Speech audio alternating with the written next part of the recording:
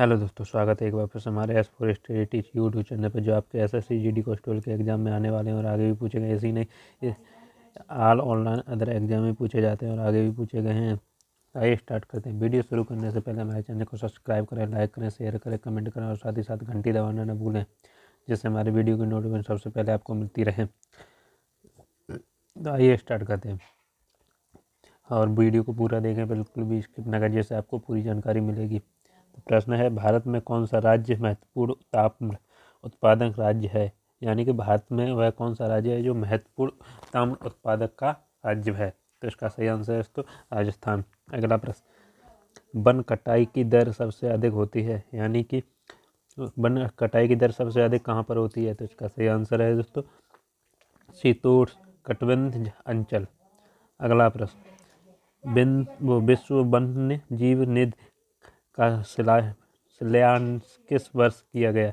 यानी कि विश्व वन्य जीव जो निधि का शिलान्यास था जो वह किस वर्ष किया गया था? तो इसका सही आंसर है तो 1961 में। अगला प्रश्न, पांडा किसके कुल का होता है? यानी कि जो पांडा है वह किसके कुल का होता है? तो इसका सही आंसर है तो भालू के।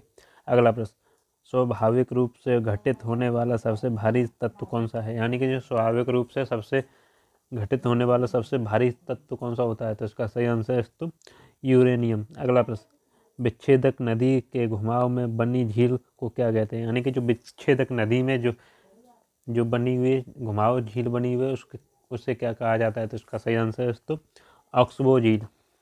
अगला प्रश्न, झील अथवा तालाब के सतह जल पर पादप प्लव के तेजी से बढ़ने वाले पुंज को क्या कहते हैं? यानी कि झील या तालाब की सतह पर जल पादप है, यानी जो जल पादप होते हैं वह तेजी से बढ़ते हैं, उन्हें क्या कहा जाता है? तो इसका सही आंसर है तो सुपोषण। अगला प्रश्न, पोतभंजक उद्योग में भारत का कौन सा राज्य अग्रणी है? यानी कि जो पोतभंजक है उसमें भारत का कौन सा राज्य सबसे आगे है? तो इसका सही आंसर है तो गुजरात। अगला प्रश्न, बलुई पत्थर किस में रूपांतरित हो जाता है? यानी कि जो बलुई पत्थर होता है वह किस में रूपांतरित हो जाता है, यानी किस में परिवर्तित हो जाता है? तो इसका सही आंसर है दोस्तों क्वार्टस। अगला प्रश्न, भारत के किस राज्य की क्षेत्रफल एवं जनसंख्या की दृष्टि में समान रैंकिंग स्थित है? यानी कि भारत का वह कौन सा राज्य की क्षेत्रफल में जनसंख्या और जनसंख्या की दृष्टि में समान रैंकिंग रखता है? तो इसका सही आंसर है तो मेघालय। अगला प्रश्न, जो वन चक्रवातों के अवरोधकों का कार्य करते थे वे वन कौन से? यानी कि जो वन चक्रवातों में के जो अवरोधक का कार्य यानी रोकने का कार्य करते थे तो उन्हें क्या क्या वे कौन से बने हैं? तो इसका सही आंसर है तो मैंग्रोव वन। अगला प्रश्न, भारत में सबसे ऊंची चोटी कौन सी है? यानी कि भारत में सबसे ऊंची चोटी कौन सी है? तो इसका सही आंसर है तो K2 जो के। अगला प्रश्न, हवा के तेज वेग से बने रेतीले टीलों को क्या कहा जाता है? यानी कि जो हवा के तेज से बने रेतीले के टील को क्या कहते हैं? तो इसका सही आंसर है तो मरुटिब्बा, यानी कि जो यूडॉन में। अगला प्रश्न, विश्व के सभी भागों में 23 दिसंबर को दिन और रात की समान लंबाई को क्या कहते हैं? यानी कि जो विश्व के सभी भागों में जो 23 दिसंबर को दिन और रात जो बराबर होते हैं उन्हें क्या कहा जाता है? तो इसका सही आंसर है तो सरकालीन विषुव। अगला प्रश्न, विश्व का सबसे बड़ा द्वीप कौन सा है? यानी कि जो दुनिया का सबसे बड़ा द्वीप कौन सा है? तो इसका सही आंसर है तो ग्रीनलैंड। अगला प्रश्न, टीकों के निर्माण के लिए कौन सी मिट्टी का प्रयोग किया जाता है? यानी कि जो ईंटों का निर्माण होता है उसमें सबसे ज़्यादा कौन सी मिट्टी का निर्माण प्रयोग किया जाता है? तो इसका सही आंसर है तो लाल पीली। अगला प्रश्न, भारत में किस राज्य को धान का कटोरा कहते हैं? यानी कि जो भारत है वह कौन से राज्य को धान का कटोरा कहा जाता है? तो इसका सही आंसर है तो आंध्र प्रदेश। अगला प्रश्न, भारत के किस राज्य को चावल का कटोरा यानी राइस बाउल कहा जाता है? यानी कि जो भारत का वह कौन सा राज्य है जिसे चावल का भी कटोरा कहा जाता है? तो इसका सही आंसर है तो आंध्र प्रदेश। अगला प्रश्न, भारत में सबसे ऊंचा जलप्रपात कौन सा है? यानी कि जो भारत में सबसे ऊंचा जलप्रपात कौन सा है? तो इसका सही आंसर है तो जोग प्रपात। अगला प्रश्न, वह कौन सी सबसे बड़ी धारा है जिसे उसके काले पानी के कारण काली धारा भी कहा जाता है? यानी कि वह कौन सी सबसे बड़ी धारा है जिसे उसे काली पानी के कारण उसे काली धारा भी कहा जाता है? तो इसका सही आंसर है तो क्रोशिया धारा। यानी क्रोशिया धारा। अगला प्रश्न, विश्व की 25% भूमि को आच्छादित करने वाला सबसे बड़ा वन कौन सा है? यानी कि जो विश्व की 25% भूमि को आच्छादित करने वाला सबसे बड़ा वन कौन सा है? तो इसका सही आंसर है तो साइबेरिया का टैगा वन। अगला प्रश्न, सूर्य या चंद्र ग्रहण में पृथ्वी की छाया कितने भाग में विभाजित हो जाती है? यानी कि सूर्य या चंद्र ग्रहण पड़ता है तो पृथ्वी की जो छाया है वो कितने भागों में विभाजित हो जाती है? तो इसका सही आंसर है तो 3 भागों में।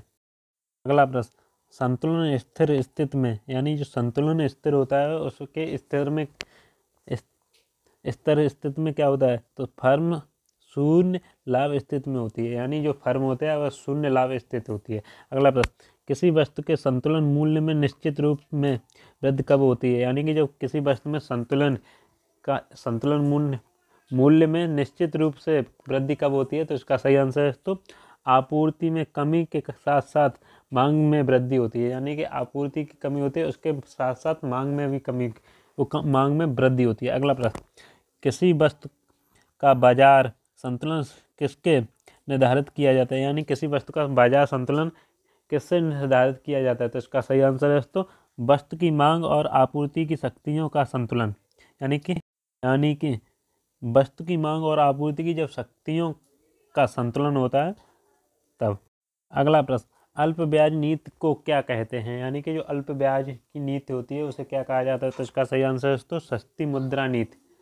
अगला प्रश्न, भारत में मुद्रा आपूर्ति की स्थिति में संबंध में कहा जा सकता है? यानी कि जो भारत में मुद्रा आपूर्ति की स्थिति में जब संबंध कहा जाता है तो उसे क्या कहते हैं? तो इसका सही आंसर है तो जनता के पास मुद्रा बैंकों में जमा से अधिक है, यानी कि जनता के पास मुद्रा बैंकों में जमा से अधिक है। अगला प्रश्न, राष्ट्रीय आय किसके निर्मित होता है? यानी कि जो राष्ट्रीय आय है वो किसके निर्मित होती है? तो इसका सही आंसर है तो किसी उत्पादक गतिविधियां द्वारा, यानी कि जो किसी की उत्पादक की जो गतिविधियां हैं उसके द्वारा।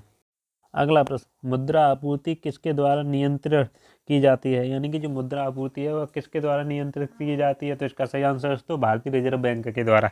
अगला प्रश्न, बड़ी फर्मों की कम संख्या वाले बाजार को क्या कहते हैं? यानी कि जो बड़ी फर्में होती हैं उनकी कम संख्या वाले बाजार को क्या कहा जाता है? तो इसका सही आंसर है तो अल्पाधिकार।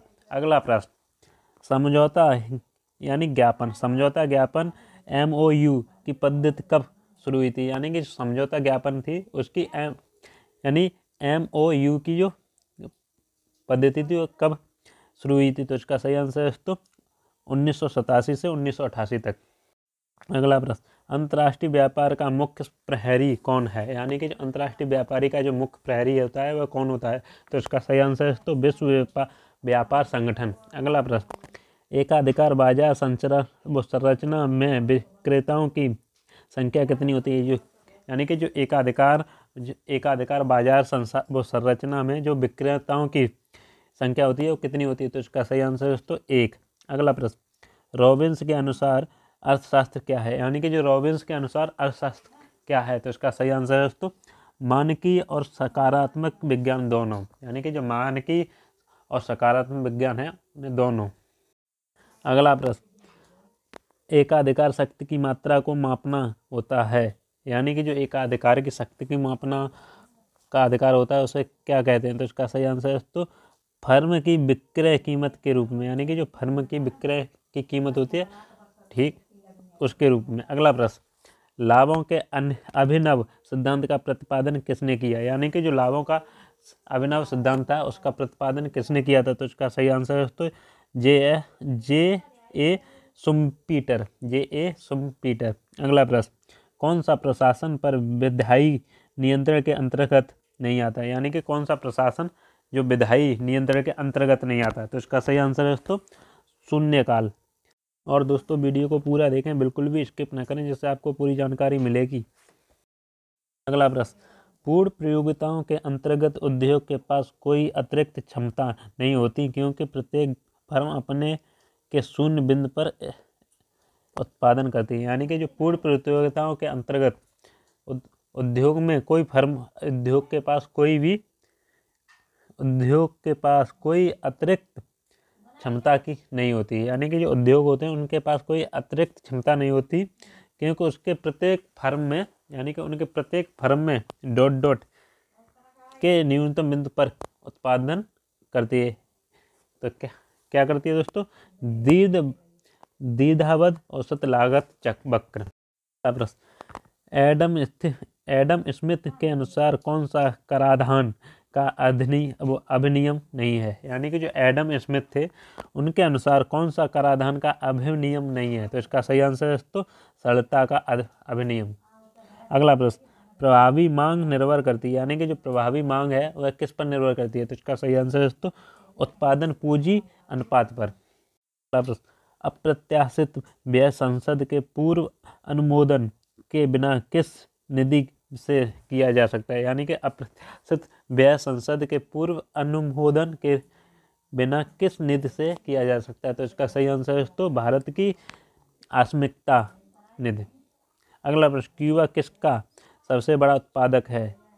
यानी कि जो क्यूबा है वह सबसे बड़ा किसका उत्पादक है? तो इसका सही आंसर है तो चीनी का। अगला प्रश्न, नाबार्ड का पूर्ण रूप बताइए, यानी कि जो नाबार्ड है उसका पूर्ण रूप क्या है? तो इसका सही आंसर है तो national bank for agriculture and rural development. Important प्रश्न जो आपके एसएससी कॉन्स्टेबल के एग्जाम में पूछे गए और आगे भी पूछे जाने वाले हैं। वीडियो अच्छी लगी तो हमारे चैनल को सब्सक्राइब करें, लाइक करें, शेयर करें, कमेंट करें और साथ ही साथ घंटी दबाना ना भूलें, जिससे हमारी वीडियो को नोटिफिकेशन सबसे पहले आपको मिलती रहे। फिर मिलते हैं आपको अगले वीडियो इसी तरह लिख कर आते रहेंगे आपके लिए महत्वपूर्ण प्रश्न।